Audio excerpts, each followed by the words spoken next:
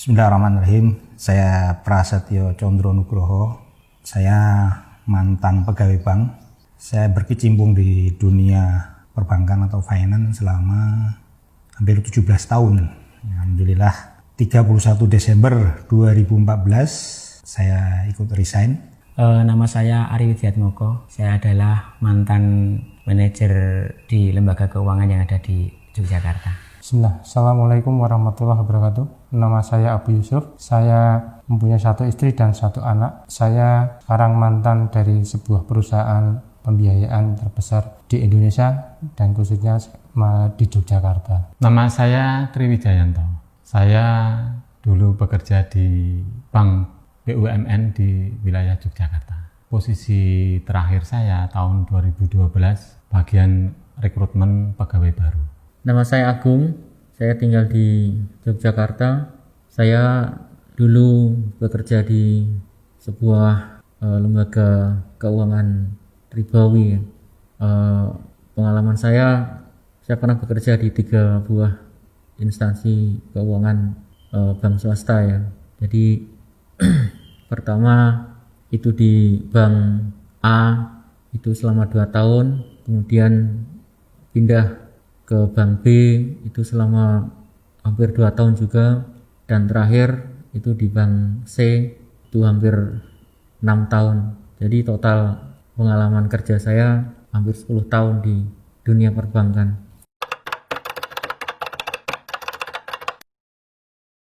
Pekerjaan saya banyak di dunia marketing, terutama di lending. Jadi banyak mencari nasabah untuk kredit. Dan yang terakhir, ketika saya diberi amanah untuk mimpin 1 unit, ya funding, ya lending. Jadi kita urusi semua. Pekerjaan saya dulu adalah mengelola salah satu unit, yaitu di bagian keuangan. Dan pada waktu itu saya memegang penuh. Saya punya bawaan banyak, punya marketing banyak, seperti itu. Saya pada waktu itu sebagai seorang pekerja lapangan, di situ sebagai marketing, saya tugasnya mencari nasabah atau konsumen. Saya setiap hari standby di dealer-dealer yang ada di Jogja. Di situ saya mengerjakan pekerjaan dengan mensurvei atau membuat laporan kepada calon nasabah yang pada waktu itu saya kunjungi langsung ke rumah nasabah atau konsumen. Saya waktu itu bertugas sebagai pelaksana untuk perekrutan pegawai baru, baik pegawai kontrak maupun pegawai outsourcing. Pada waktu saya kerja di bank, jabatan saya lebih ke marketing. Jadi memang karena dulu juga saya memilih di marketing itu karena mungkin di lapangan itu untuk pekerjaan apalagi di lembaga keuangan itu akan lebih banyak yang bisa didapat dari sekedar gaji di kantor.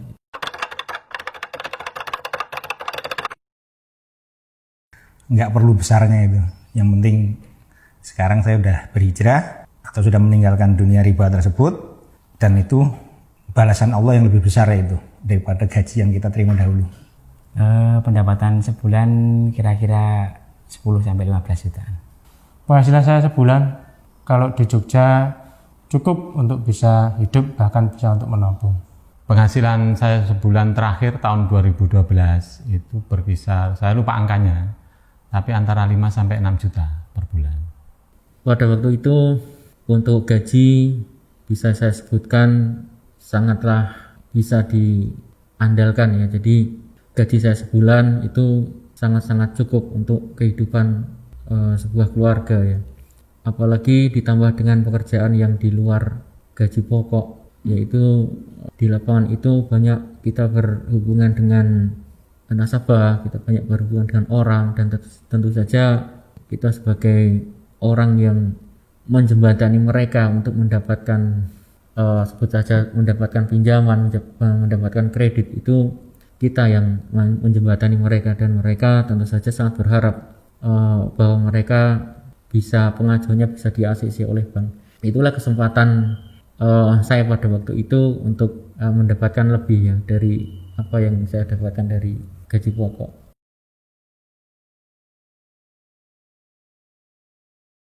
Jadi kita awal tahun 2012 atau 2013 ya. Memang sering dengar kajian di salah satu radio yang ada di Cilengsi, dan banyak dengar dari Ustadz Erwandi juga di situ. Kemudian saya dikirimi oleh om saya dari Bandung bukunya Ustadz Erwandi waktu itu. Kita baca banyak, ternyata apa yang kita lakukan itu ternyata tidak sesuai dengan apa yang diajarkan oleh Rasulullah gitu.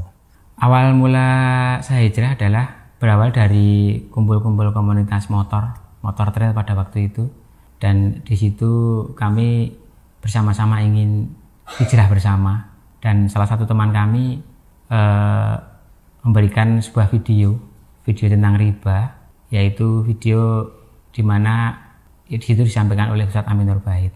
Setelah saya mendapatkan video tersebut, saya awalnya memberontak. Awalnya saya tidak terima kenapa pekerjaan saya itu ternyata haram. Namun di semakin hari hati saya gelisah. Dan saya bertanya-tanya, apakah benar pekerjaan saya ini haram?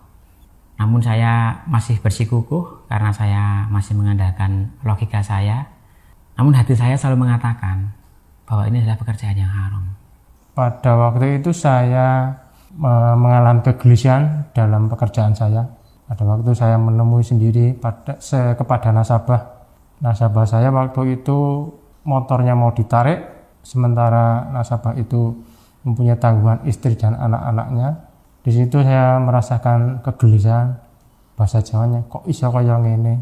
Sementara ini orang mencari rezeki untuk keluarganya tetapi motor ditarik, sedangkan kalau motor sampai ditarik, dari jalan mana orang itu akan mendapatkan rezeki. Disitulah awal mula saya merasakan kegelisahan, dan saya mencari di buku-buku, baca-baca buku di internet, sama saya membaca jadwal-jadwal kajian. Alhamdulillah pada waktu itu saya bisa ikut kajian Ustadz Amin Nur Bait di teras dakwah, dan disitulah Ustadz Amin menyampaikan penjabaran tentang riba. Di situ juga saya bertemu dengan teman-teman yang mulai belajar tentang bahaya riba. Awal mula saya hijrah itu bermula dari saya mendapat tawaran untuk masuk ke divisi syariah di perbankan saya. Jadi saya terakhir di bank konvensional, kemudian ada rekrut untuk syariah. Kemudian di situ saya mendapat pelajaran tentang apa itu riba. Nah, di situ jadi saya sedikit tahu tentang beda perbankan konvensional dan perbankan syariah, dan di situ saya menemukan konsep riba yang sebetulnya masih kulitnya. Pada awalnya sekitar tahun 2015, pada waktu saya pulang dari bekerja di kantor, saya melihat di jalan ada pamflet, ada baliho kajian di suatu tempat. Pada saat itu saya belum mengenal Ustadz Amin. Kajian itu berjudul Ada Riba di Sekitar Kita. Nah, saya tergerak, saya kepingin untuk datang ke kajian tersebut ya. Lalu saya beranikan diri, saya datang ke kajian itu, dan disitulah awal mulai hijrah saya. Dari di situ Ustadz yang mengisi kajian, yang memberikan materi itu belakangan saya ketahui itu adalah Ustadz Amin Nur Bait.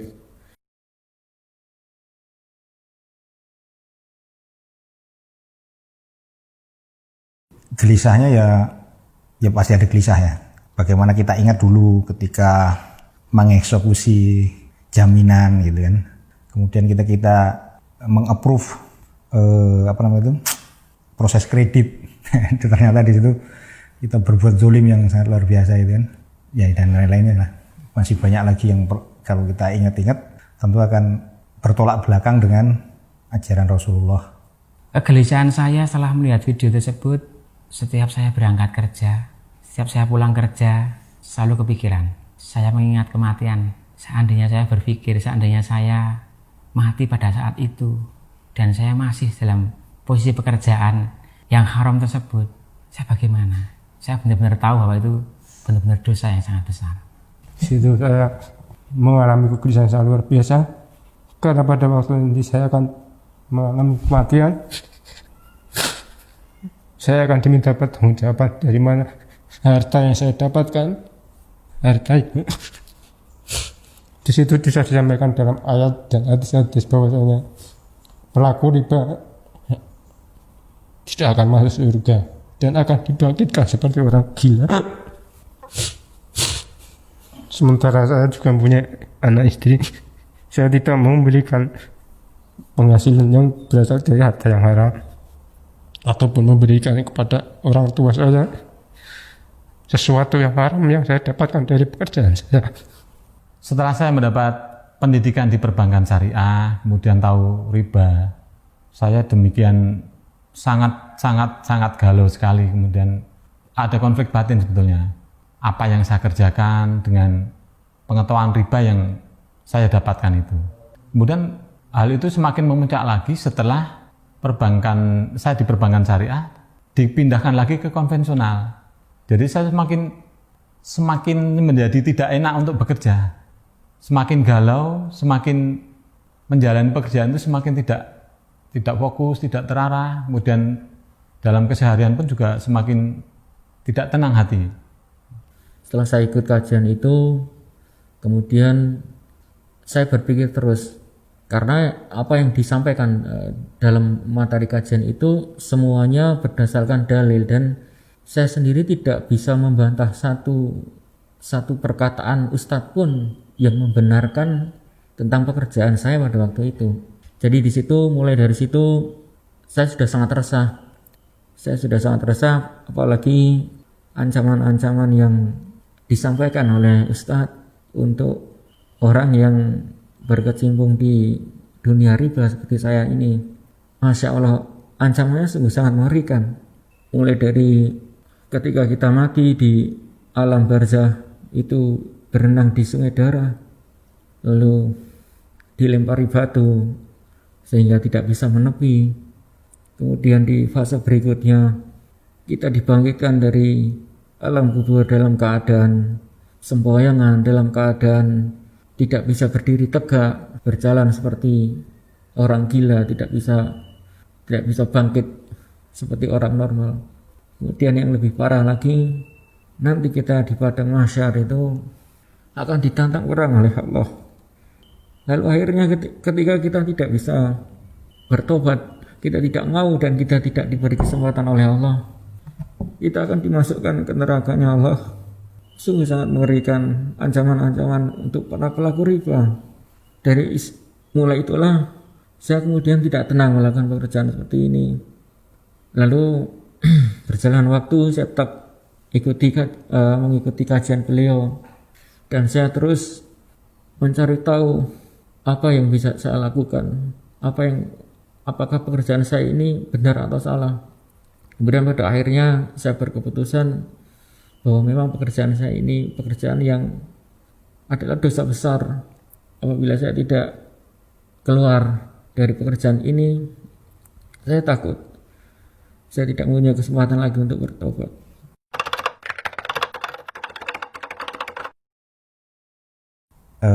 Dari pihak keluarga sendiri, istri terutama, ya sangat mendukung gitu. Alhamdulillah kalau anak dan istri mendukung. Namun yang bikin saya sedih, pada waktu itu sebelum saya resign itu saya izin kepada ibu saya, dan saya telepon, ibu saya marah besar. Ibu saya tidak ridho ketika saya ingin resign dari pekerjaan ini. Saya sambil nangis, saya mengatakan saya ingin resign dari pekerjaan ini. Namun ibu saya tetap tidak ridho kalau saya resign dari pekerjaan ini. Namun saya tetap meminta maaf pada ibu saya, dan saya harus tetap resign dari pekerjaan ini. Pada waktu itu keluarga saya sangat menolak ketika saya akan keluar dari perusahaan tersebut. Bahkan saya bisa dikatakan ikut aliran sesat, bisa sampai menuduh ikut dibaiat suatu jamaah tertentu, bahkan sampai sampai mencari kemana kok sampai saya sampai dapat seperti itu, mengatakan bahwasanya saya mau keluar karena ini urusan riba. Karena sebagian masyarakat mengatakan bahwasanya orang yang berutang selama dia mampu itu bukan riba, tapi yang dianggap dosa ribanya adalah pemiliknya. Sementara kalau sebagai pekerja itu bukan mendapatkan dosa riba. Dan saya tetap menyampaikan pelan-pelan melalui membeli bukunya Ustadz Ami yang judulnya Ada Apa Dengan Riba. Saya beli dan saya taruh di rumah, dibaca. Alhamdulillah sekarang orang tua saya sudah mendukung dan sudah tahu tentang bahaya riba. Setelah saya resign, kalau dari pihak keluarga, dari istri, anak mendukung apa yang saya putuskan.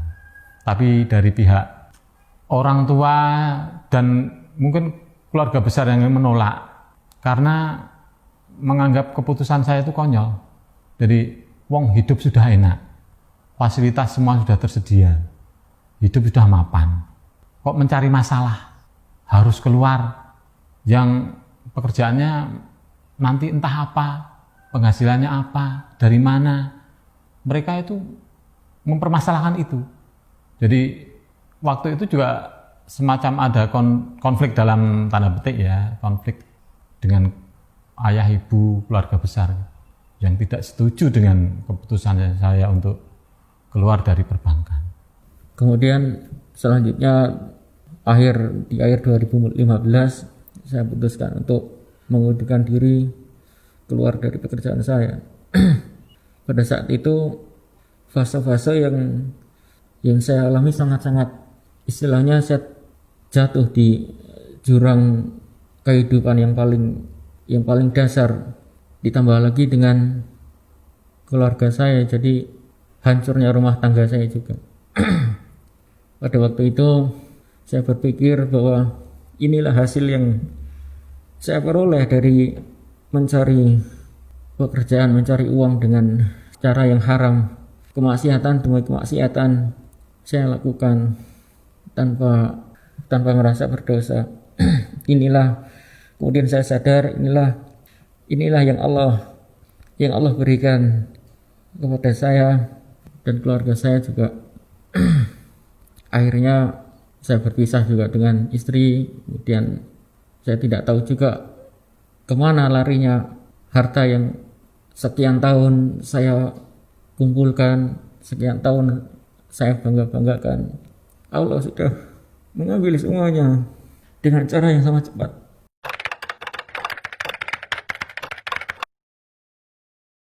Sekarang saya hariannya dagang atau bakul.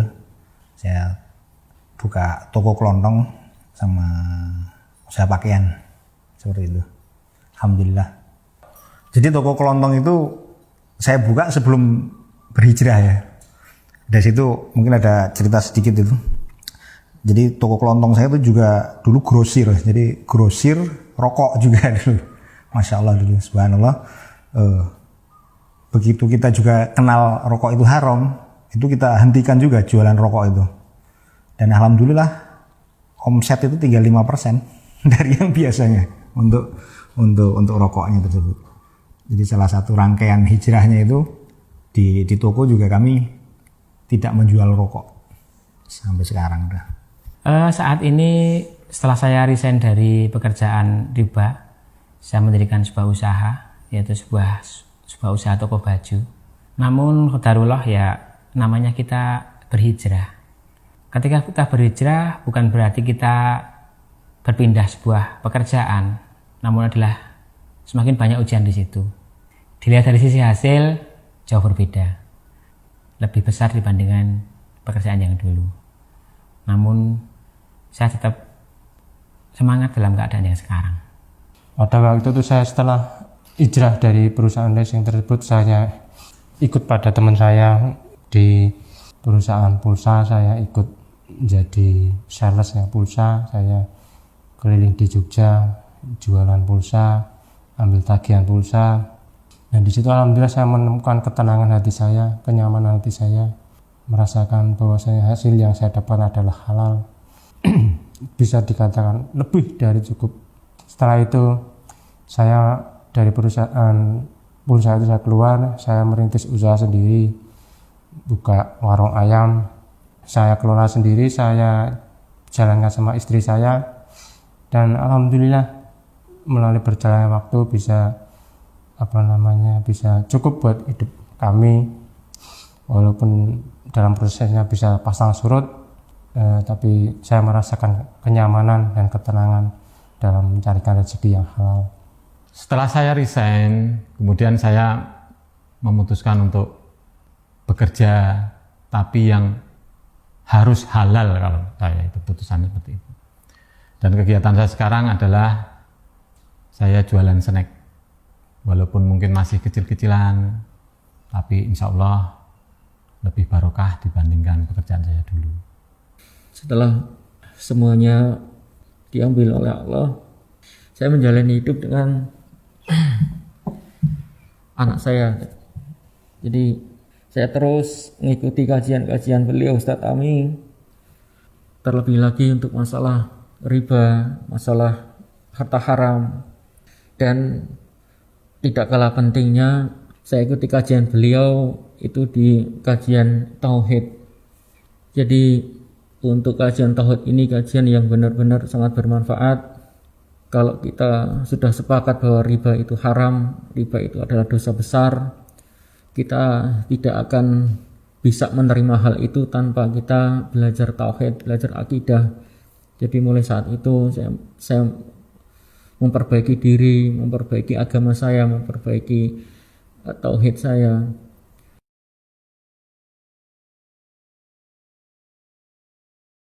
Untuk teman-teman yang masih berkecimpung di dunia riba, tekadkan bulat, niatkan untuk ibadah, niatkan karena Allah, tinggalkan yang haram tersebut. Insya Allah akan penuhi janji-janjinya. Kalaupun tidak di dunia, nanti akan dapat di akhirat, yaitu janjinya surga. Kemudian untuk di dunia ini, untuk yang kita hadapi ini, ya tetap kita berusaha, tetap semangat, karena rezeki Allah itu bukan pada penghasilan, tapi rezeki Allah itu ya sudah ditanggung oleh Allah. Seperti burung yang pergi pagi dari sarangnya, kemudian sore pulang, nah itu udah dipenuhi. Nah seperti kita juga, jadi jangan lihat pendapatan tapi rezekinya itu. Yang sering disampaikan Pak Ustadz, rezeki itu yang satu yang kita makan, kedua adalah yang kita donasikan atau kita sedekahkan itu. Nah selain itu bukan rezeki, bisa jadi itu rezekinya orang lain. Bagi yang belum berhijrah, yang khususnya di pekerjaan yang haram ataupun ribawi, segera tinggalkan. Kita tidak tahu umur kita sampai berapa, kita tidak tahu mati kapan. Bagaimana caranya kita mempersiapkan? Cepatlah tobat, tinggalkanlah pekerjaan yang haram tersebut. Bagi yang sudah berhijrah dengan keadaan yang apapun, kita harus semakin optimis. Kita selalu menambah ketakwaan kepada Allah SWT, karena sebuah kenikmatan di dunia ini hanyalah sementara. Yang kita raih adalah surga, yang benar-benar kehidupan yang selamanya, yang abadi. Nasihat saya untuk saudara-saudara saya, teman-teman saya yang saat ini masih bekerja di dunia ribawi, segeralah bertobat, takutlah hanya kepada Allah, jangan takut kepada dunia. Ketika engkau meninggalkan dunia, insya Allah Allah akan menjamin rezekimu. Jadi carilah harta yang halal, jangan mencari harta yang haram, karena harta yang haram tidak akan memasukkan seorang ke surganya Allah. Dan jika memakan harta haram akan mengeraskan hati, bisa jadi dalam keluarga Anda bisa menjadi keluarga yang bahasa Jawanya congkrah, mungkin dari keluarga atau anak istri bisa sakit-sakitan atau bahkan berani menentang kepada Anda. Tetapi jika engkau mencari rezeki yang halal, insya Allah Allah akan memberikan jaminan rezeki dan hati yang tentram, damai. Saran buat teman-teman yang masih bekerja di lembaga ribawi, bahwa ilmu itu harus dicari. Karena dengan kita mencari, mengkaji, kita akan lebih tahu mana yang halal, mana yang haram.